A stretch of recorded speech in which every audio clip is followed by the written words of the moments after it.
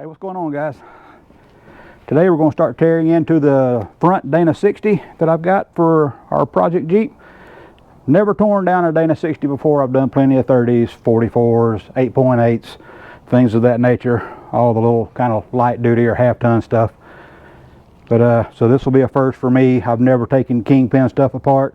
We did start taking it apart over here last week because Kevin Cox from Ironman 4x4 Fab, they came and 3D scanned this axle, so they're going to be offering a truss for one of these things in the near future. So that'll be something for you guys with a 78, 79 Dana 60 to look forward to, because he always builds great stuff. So first thing I'm going to do is I'm going to pop the bolts out of the diff cover and let this thing start draining. Then I'm going to start with removing the locking hubs, brakes, and everything. Just get all the knuckles, get everything off of it. So I myself have got a TNT truss to go on this thing, and that's really kind of, I wish I'd have waited for Andy's stuff from Ironman 4x4 Fab, but I got in a hurry and I absolutely forgot that he was actually developing one. So that's my fault. It's not a personal preference. I highly recommend this stuff. So let's go ahead and get done what I need to get done today. What we're going to do is, like I said, strip it down, and then I'm going to try to cut all these unneeded brackets off of it for the old leaf spring setup and the steering stabilizer and all that stuff, because we're not going to need any of that. So let's get busy doing that.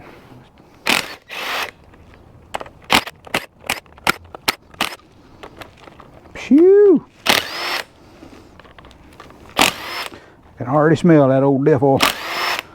All right.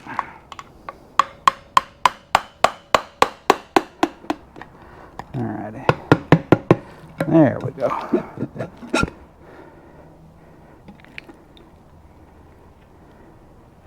Phew! Well, it has some semi-fresh oil in it. Oh, there we go, right there. There's our gears. What's 46 divided by 13? Pretty sure this is a 354. Yep, 354. Now those will be going away anyway, so not a big deal. I think we're going to go with 538s.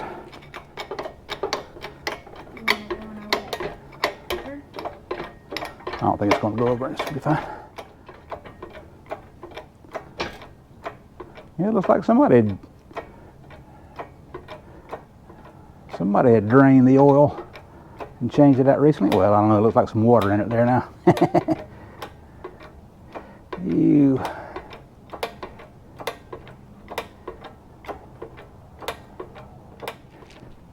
All right, we'll let that drain for a couple of minutes, and I'm gonna go ahead and start pulling these. Oh, I want to show you guys this right here. This kind of sucks, but apparently this is,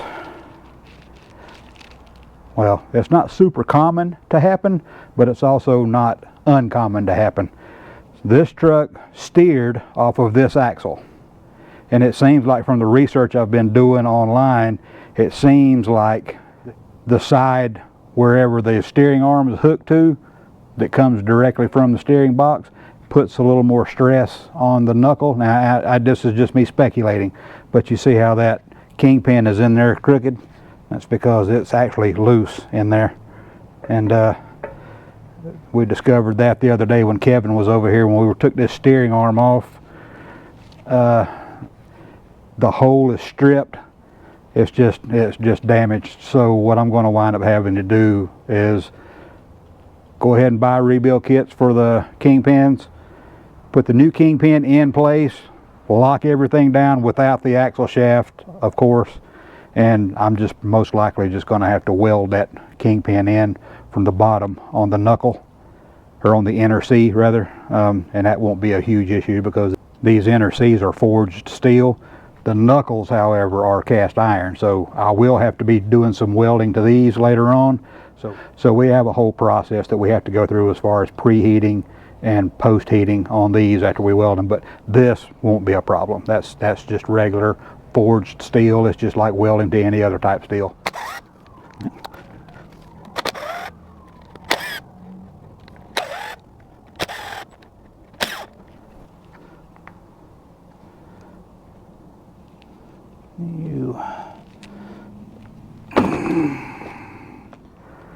Let me go ahead and pull the brakes.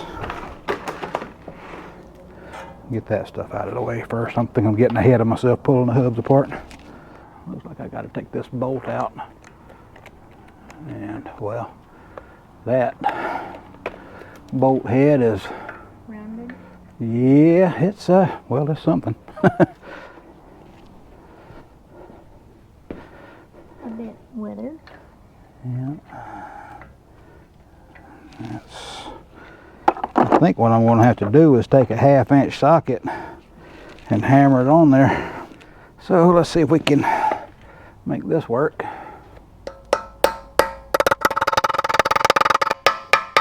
This axle came from North Carolina, and they use a little bit of salt on the roads up there. Plus, this is an actually 1978 model, so what is that? 44 years old? What is that? 78, 88, 98? Oh, so 44 years old, yeah, okay. I'm not good at math, even though I'm a machinist.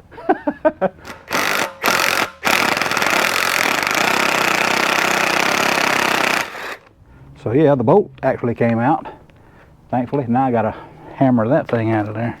This piece right here, this is what captures it, so I need to hammer this out one way or the other.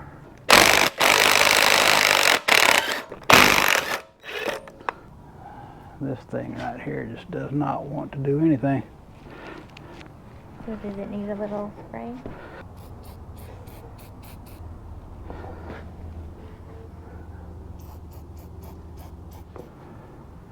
I guess I could drive it off that way.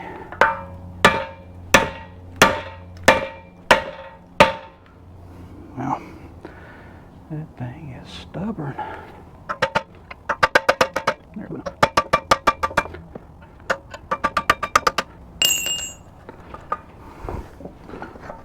All righty. There we go. One down. One in a row.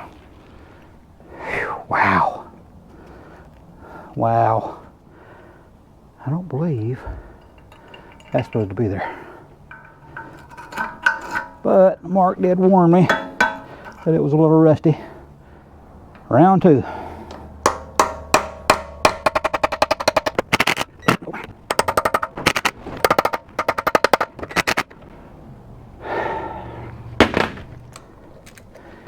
Let's get the proper tool for this.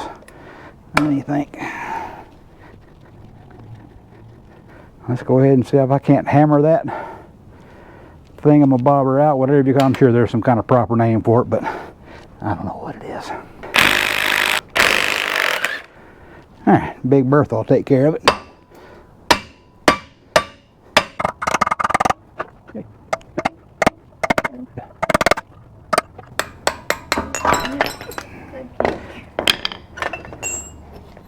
I seen it coming.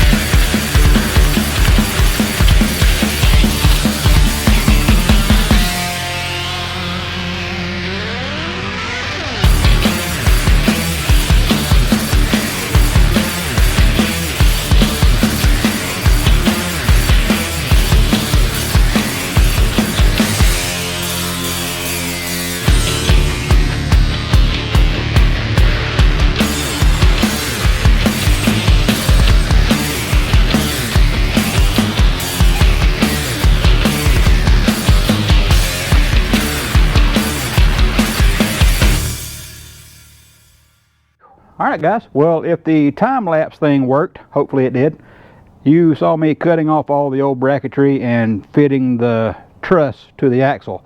So now it is fit, it's ready for welding. That'll be in the next clip, so hang out with us because that's going to be a few days from now for me, but for you guys it'll be in the next clip. So see you then. Alright, let's get this thing leveled out. Then we're going to set the truss on it. Start grinding stuff away. Start grinding all this old coating and rust away. So we need to come up this side.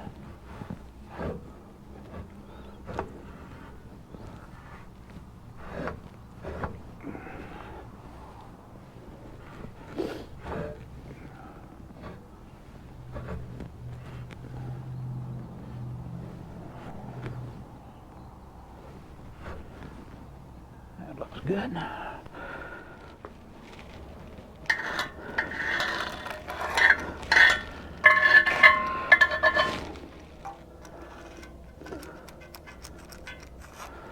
All right. I believe that's what I need.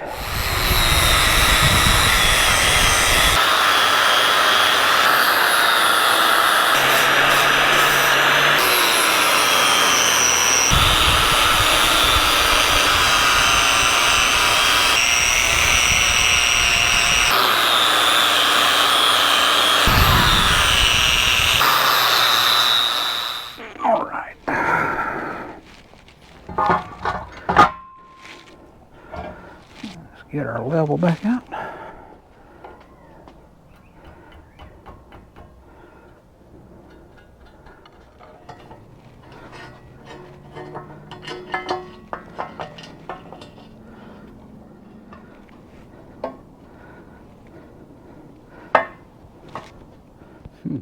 Alright guys, I got the axle leveled out. We are sitting around 4.5 degrees caster, which is plenty for a trail rig. I could probably set this thing at 0 and it wouldn't matter, but in the interest of this axle ever seeing street duty under something else besides mine, I'm gonna go ahead and give it some caster. So I'm gonna go around, start tacking it on, and we'll get to welding this thing all the way up.